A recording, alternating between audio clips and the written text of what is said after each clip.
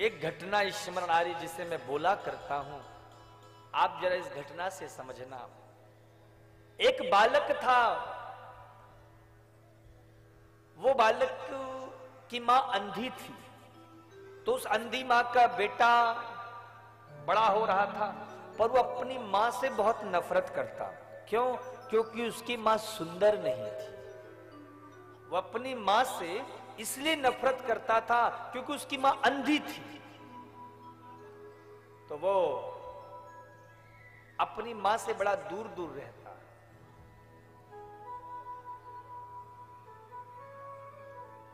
मां पैसा रुपया तो था नहीं, पर सोचती मैं बच्चे को पढ़ा लिखा लूं जिससे मेरा बेटा मेरे जैसे दुख ना पाए। पिता थे नहीं तो मां क्या करती, मेहनत मजदूरी करती, मेहनत मजदूरी करके बेटे को पालती, मेहनत करके मजदूरी करके किसी तरह से बेटे को पाल पोस के बड़ा किया।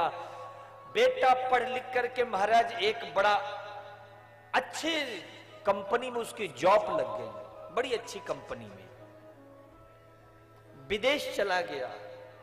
अंधी मां थी, सोची कि अब बेटा मुझे बुलाएगा अपने पास, मैं बेटे के पास रहूंगी। लेकिन कई साल बीत गए, बेटे का कोई संदेश नहीं आया। जब कई साल बीत गया, बेटे का कोई संदेश नहीं आया, कुछ दिनों बाद पता चला कि उसके बेटे ने शादी कर ली। उसे पता चला कि उसके बेटे ने शादी कर ली। जैसे ही सुना,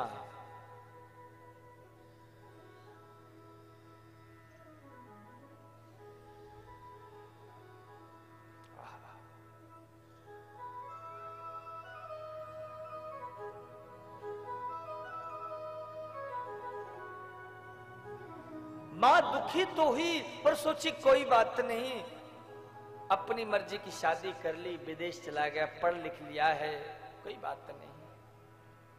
पर मां की इच्छा थी कि कम से कम बेटा बहू मेरे पास रहते तो बड़ा अच्छा होता।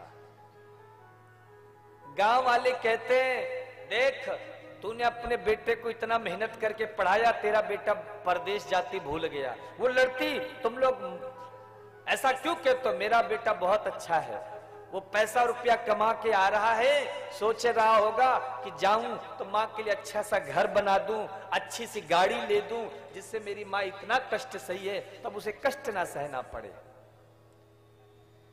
वक्त बीतता गया, और जब वक्त ऐसे बीतता रहा, माई बाप, एक दिन ऐसा समय आया कि अब मरने का वक्त आ गया। वो चल फिर भी नहीं पा रही थी, तो दरवाजे के पास बैठ के इंतजार करती। कोई भी आवाज आती तो उसे लगता मेरा बेटा आ गया है क्या, मेरा बेटा आ गया है क्या। लेकिन एक दिन ऐसा आया, एक रात ऐसी आई कि उसी रात को उसी दरवाजे के पास उस बूढ़ी मां के प्राण निकल गए, मर गई। पूरी जिंदगी उसने बेटे के इंतजार में निकाल दी, लेकिन उसका बेटा नहीं आया। हाँ, जब वो मर गया, जब वो मां मर गई, तो खबर उसके बेटे के पास पहुंचाया गया। तो महाराज अपने मां के मरने में भी उसका बेटा नहीं,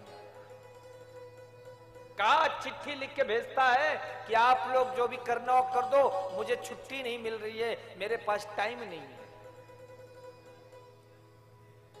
वही गांव वाले, कुछ मोहल्ले वालों ने कुछ चंदा वंदा करके उसका किसी तरह से क्रियाकर्म कराया। कुछ समय बीतने के बाद उसे याद आया, अरे मेरी माँ जिस घर में रहती थी वो घर वर तो सब प्रॉपर्टी वगैरह सब ऐसी पड़ी होगी, क्यों ना मैं उस प्रॉपर्टी को बेच के और वो पैसा रुपया को लेकर यही कहीं कोई फ्लैट व्लैट खरीद लेता हूं।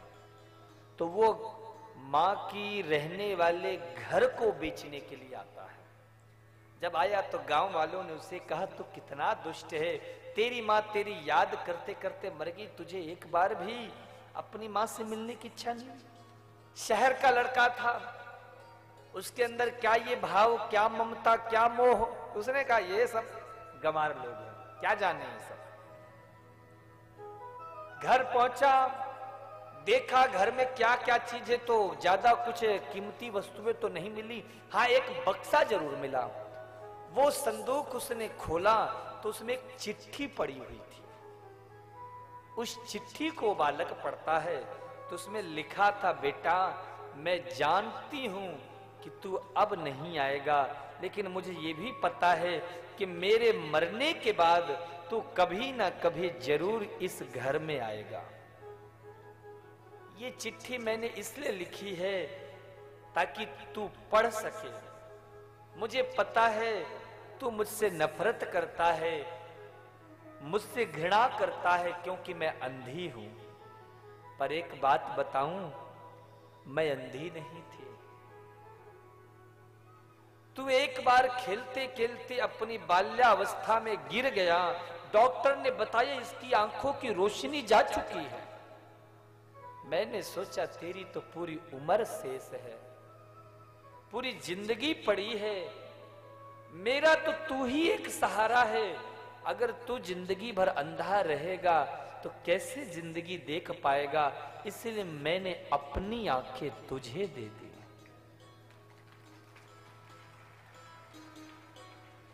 और इसी कारण से मैं अंधी हो गई।